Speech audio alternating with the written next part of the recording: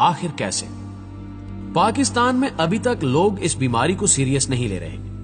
अक्सर लोग एहतियाती तदाबीर इस्तेमाल करने की बजाय इस बहस में पड़े हुए हैं कि मसाजिद खुली हैं या नहीं और कारोबार कब खुलेंगे। लेकिन ये हकीकत है कि अगर लोगों ने घर से निकलना बंद न किया तो अगस्त तक आधे से ज्यादा पाकिस्तानी मर सकते हैं। शायद ही कोई ऐसा घर बचे जिसमें कोई फौतगी ना हुई हो, और अक्सर खानदानों का नामो निशान मिट जाएगा। लेकिन अवाम की एक बड़ी तादाद इसको समझ नहीं रही।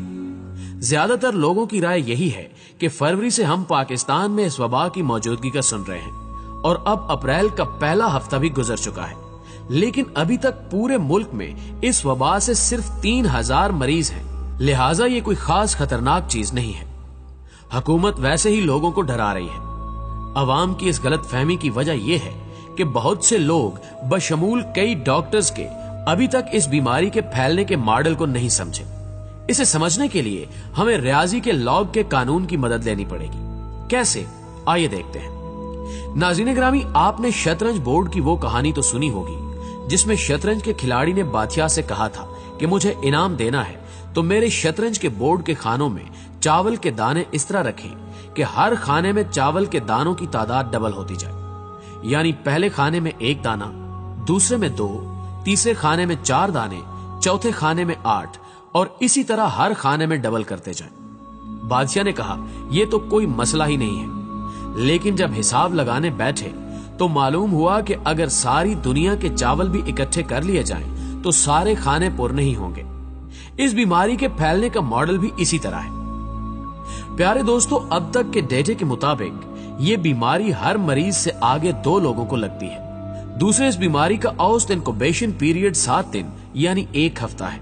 मतलब अगर किसी को ये बीमारी लग जाए तो ये खामोशी से जिस्म के अंदर अपनी अफजाइश करती रहती है और बीमारी की अलामात 1 हफ्ते बाद जाहिर होती है।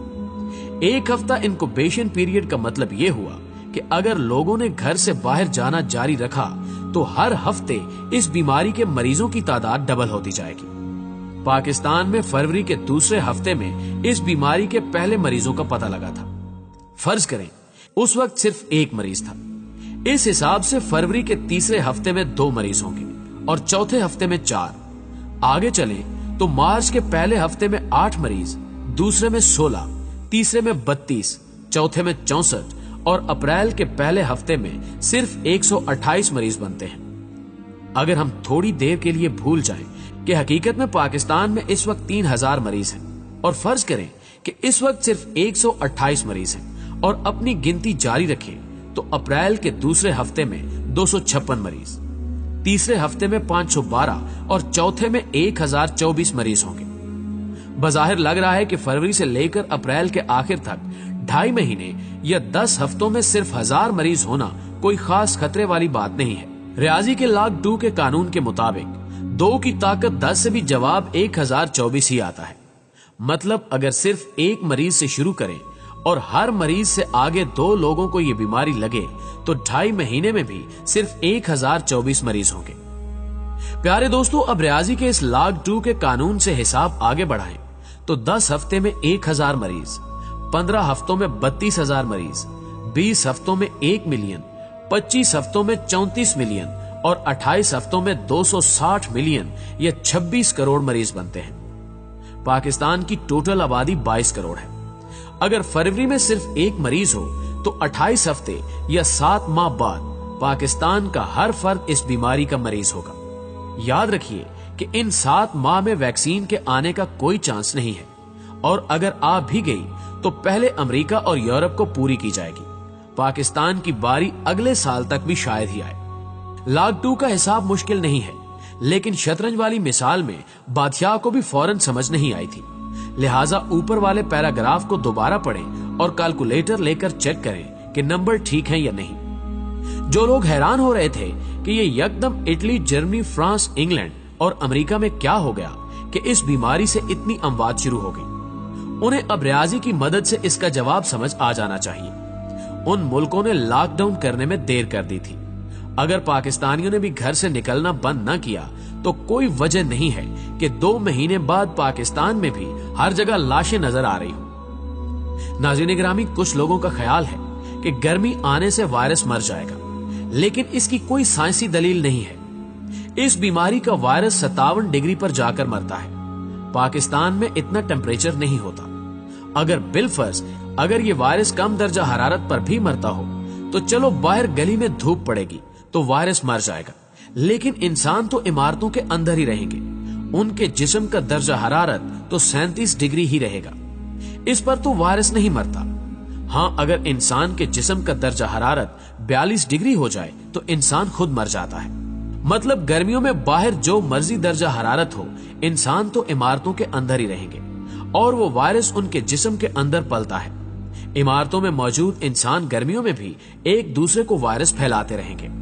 अब अगला सवाल ये होगा कि अगर सारे पाकिस्तान को भी ये बीमारी लग जाए तो भी सिर्फ 5% लोग मरेंगे। इसके जवाब के लिए आपको 1920 में फैलने वाली स्पेनिश फ्लू को देखना पड़ेगा, जिसमें 5 करोड़ से ज्यादा लोग मरे थे। तहकीकात के मुताबिक सिर्फ फ्लू से ज्यादा लोग नहीं मरे थे, बल्कि बहुत ज्यादा लोगों के बीमार होने और इद्वियात की कमी की वजह से बहुत सारी दूसरी बीमारियां पैदा हो गई थी, जिन्हें मेडिकल की जुबान में सेकेंडरी इन्फेक्शन कहा जाता है। स्पेनिश फ्लू में ज्यादातर अमवात बहुत ज्यादा मरीजों के होने, सफाई की कमी और सेकेंडरी इन्फेक्शन से हुई। अगर खुदा न खास्ता पाकिस्तान में भी कई करोड़ लोग बीमार हो जाते हैं तो न मुल्क के अस्पतालों में इतनी जगह है और न ही मुल्क में इतनी दवाइयां हैं। ज्यादातर इद्वियात बाहर से आती हैं और जो मुल्क में बनती हैं उनके केमिकल भी ज्यादातर बाहर से ही आते हैं। ऐसे हालात में कोई मुल्क किसी को इद्वियात या उनके केमिकल नहीं देता। अभी कल ही जर्मनी ने इल्जाम लगाया है कि अमेरिका ने उनके 2 लाख फेस मास्क चोरी कर लिए हैं। ये मास्क जर्मनी ने अपनी पुलिस के लिए खरीदे थे, लेकिन अमेरिकी हुकूमत ने जहाज को आधे रास्ते से वापस बुला लिया कि इन मास्क की अमेरिका के अंदर ज्यादा जरूरत है। जब 2 करीबी मुल्कों का ये हाल है तो सोचें कि पाकिस्तान को कौन पूछेगा। इस बीमारी को डेंगू की तरह मत समझें जो मच्छरों से फैलती है। मच्छरों को मार दिया गया और डेंगू कंट्रोल हो गया। ये वायरस इंसानों से फैलता है और इंसानों को मारा नहीं जा सकता। लिहाजा वक्त और हालात की नजाकत को समझें। हर तरफ से कहा जा रहा है कि पाकिस्तान के पास इस बीमारी को रोकने का सिर्फ एक ही तरीका है और वो ये है कि घरों से बाहर ना निकलें। इसे ना तो अपनी जहालत की भीड़ चढ़ाएं और ना ही अना और सियासत का मसला बनाएं, बल्कि खामोशी से घरों में रहें। अल्लाह हम सबको और हमारे प्यारों को अपनी हिफ्ज़ व अमान में रखे। आमीन सुमा आमीन। दोस्तों, हमेशा की तरह हमें उम्मीद है कि आज की ये वीडियो आपको बेहद पसंद आई होगी।